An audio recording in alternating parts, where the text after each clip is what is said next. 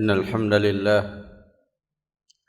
نحمده ونستعينه ونستغفره ونعوذ بالله من شرور أنفسنا ومن سيئات أعمالنا من يهده الله فلا مضل له ومن يضلله فلا هادي له أشهد أن لا إله إلا الله وحده لا شريك له وأشهد أن محمدا عبده ورسوله وصفيه وخليله وخيرته من خلقه وأمينه على وحيه صلوات الله وسلامه عليه وعلى آله الطيبين وأصحابه غر الميامين وسلم تسليما كثيرا يا أيها الذين آمنوا اتقوا الله حق تقاته ولا تموتن إلا وأنتم مسلمون يا أيها الناس اتقوا ربكم الذي خلقكم من نفس واحدة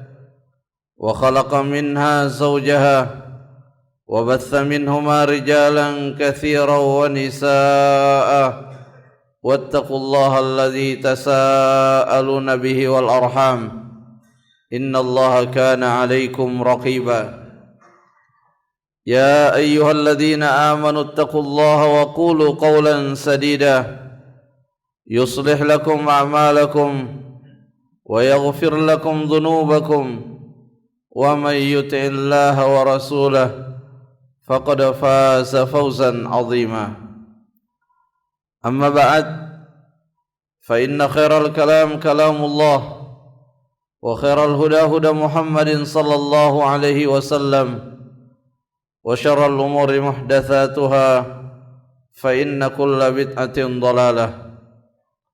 Ma'asyiral muslimin, jamaah salat Jumat rahimani wa rahimakumullah. Salah satu perkara yang penting untuk selalu kita eksiskan di dalam jiwa-jiwa kita adalah rasa butuh kita kepada Allah Subhanahu wa taala. Itulah sebabnya di dalam Al-Qur'an, demikian pula di dalam hadis-hadis Nabi sallallahu alaihi wasallam, kita tidak hanya diajarkan tentang perintah-perintah dan larangan-larangan, tetapi di dalam Al-Quran, demikian pula di dalam hadis-hadis Nabi sallallahu alaihi wasallam, kita juga diajarkan beraneka ragam doa. Kita dianjurkan untuk membaca beraneka ragam doa, yang salah satu pesan utama saat kita berdoa tidak lain agar kita senantiasa memperbaharui dan menguatkan rasa butuh kita kepada Allah Subhanahu wa taala. Dan Allah Subhanahu wa taala juga di dalam Al-Qur'an telah menyampaikan kepada kita semua bahwa kita manusia adalah makhluk yang fakir, makhluk yang teramat sangat butuh kepada Allah Subhanahu wa taala. Jamaah salat Jumat rahimani wa rahimakumullah. Ada 3 kebutuhan utama kita di dalam kehidupan dunia ini. Yang pertama adalah kita butuh dan kita wajib untuk selalu meminta kepada Allah Subhanahu wa taala agar agama kita senantiasa diperbaiki oleh Allah Subhanahu wa taala. Karena dengan baiknya agama kita akan menjadi kunci baiknya urusan-urusan kita yang lain. Dan baiknya agama seseorang itu diawali dengan orang tersebut mempelajari ajaran agamanya, mengilmui ajaran agamanya. Karena tidak mungkin agama ini diamalkan kecuali dengan terlebih dahulu kita mempelajarinya. Ketika kita mempelajari agama ini, maka kita akan bisa menjalankannya dengan niat yang benar dan juga dengan tata cara yang benar. Ketika seseorang senantiasa berada pada jalur ini, yaitu jalur mempelajari ilmu agama dan mengamalkannya dengan niat yang ikhlas, dengan tata cara sesuai dengan yang diajarkan oleh Nabi sallallahu alaihi wasallam, maka kita bisa meyakini bahwa urusan-urusannya akan senantiasa diperbaiki oleh Allah Subhanahu wa taala. Urusan-urusannya akan senantiasa dijaga oleh Allah Subhanahu wa taala. Sebagaimana yang Nabi sallallahu alaihi wasallam sebutkan di dalam salah satu doanya, Allahumma aslih li dini alladhi huwa ismatu amri.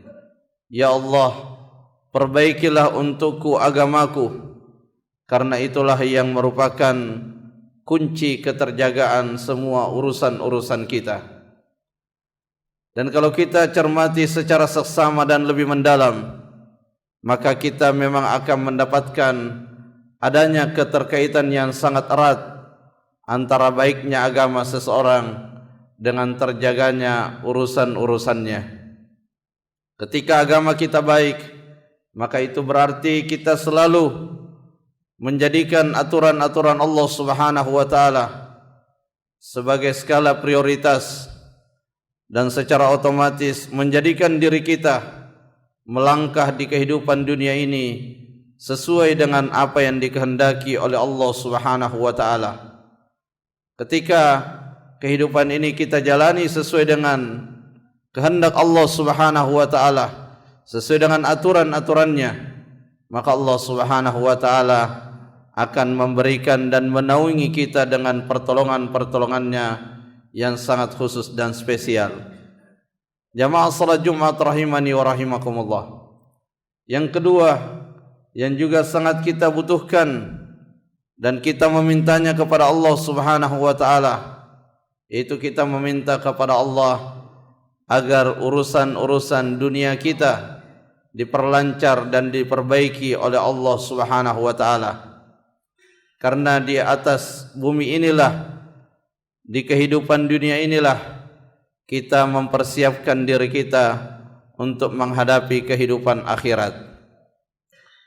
Dan salah satu ciri yang paling utama baiknya urusan dunia seseorang ketika ia mampu menjaga dirinya dari perkara-perkara yang diharamkan, ketika ia mampu teliti dan selektif di dalam memasukkan ke dalam dirinya dari hal-hal yang halal, baik itu halal secara zatnya, demikian pula halal dalam hal cara mendapatkannya.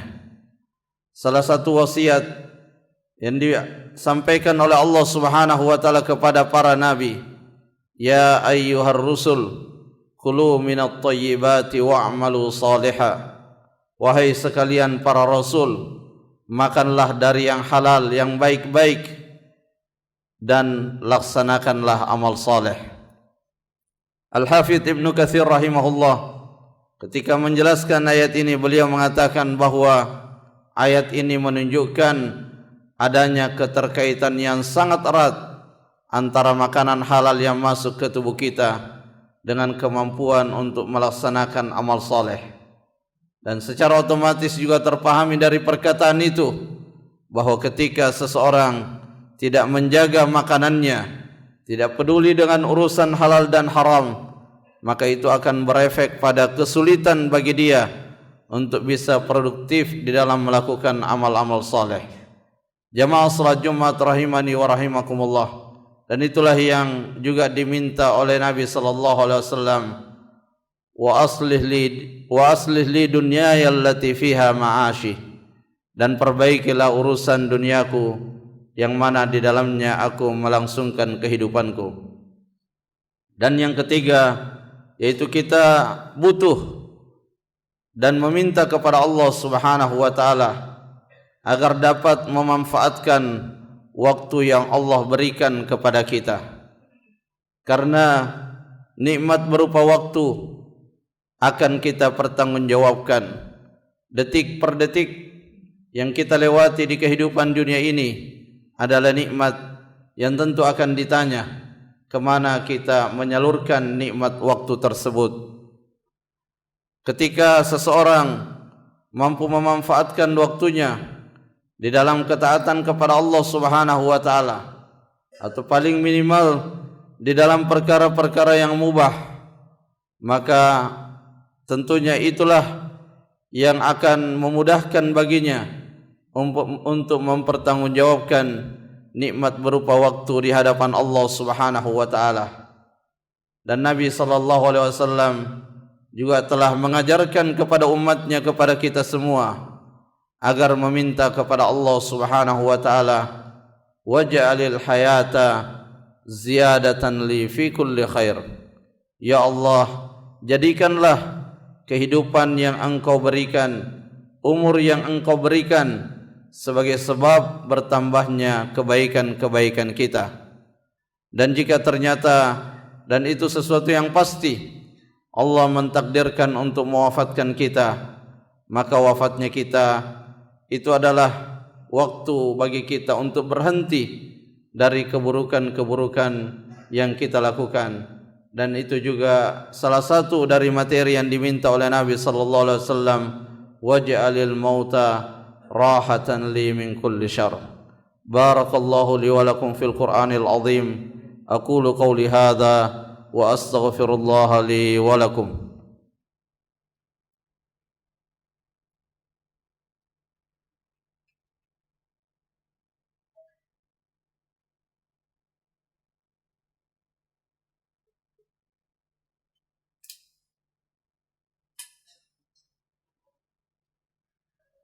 Alhamdulillahilladzi arsala rasulahu bil huda wa dinil haqq liyudhhirahu 'alad dini kullih wa kafaa billahi shahida.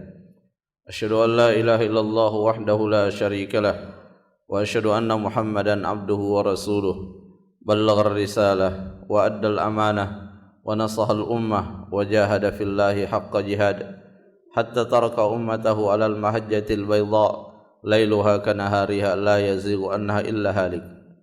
Amma ba'd, ibadallah, ittaqullaha haqqa taqwa wastamsiku bil urwatil wuthqa wa hadharu sakhatal jabbar fa inna ajsadakum 'alan nari la taqwa. Bertakwalah kepada Allah dengan sebenar-benar ketakwaan dan berpegang teguhlah pada kalimat tauhid la ilaha illallah, dan berhati-hatilah dari kemurkaan Allah, karena sesungguhnya tubuh kita tidak sanggup menghadapi panasnya api neraka. Allahumma salli ala Muhammad wa ala ali Muhammad kama sallaita ala Ibrahim wa ala ali Ibrahim, wa barik ala Muhammad wa ala ali Muhammad kama barakta ala Ibrahim wa ala ali Ibrahim fil alamin innaka Hamidum Majid. Allahumma ighfir lil muslimina wal muslimat wal mu'minina wal mu'minat al ahya'i minhum wal amwat innaka sami'un qaribun mujibud da'wat ya qadiyal hajat. Allahumma izzal Islam wal muslimin wa adhilla syirka wal musyrikin. Allahumma ati nufusana taqwaha zakkiha anta khairu man zakkaha anta waliyuha wa maulaha. Allahumma aminna fi awtanina wa aslih ahwalana wa ahwalal muslimin wa waffiq ulata umurina bima tuhibbuhu wa tardah warzuqhumul bitanata as-salihah. اللهم انصر إخواننا المسلمين المظلومين المستضعفين في غزة وفي فلسطين وفي جميع بلدان المسلمين. اللهم إنا نعوذ بك من أن نشرك بك شيئا نعلمه ونستغفرك لما لا نعلم. ربنا آتنا في الدنيا حسنة وفي الآخرة حسنة وقنا عذاب النار. وصلى الله على نبينا محمد وعلى آله وصحبه وسلم. سبحان ربك رب العزة عما يصفون وسلام على المرسلين والحمد لله رب العالمين.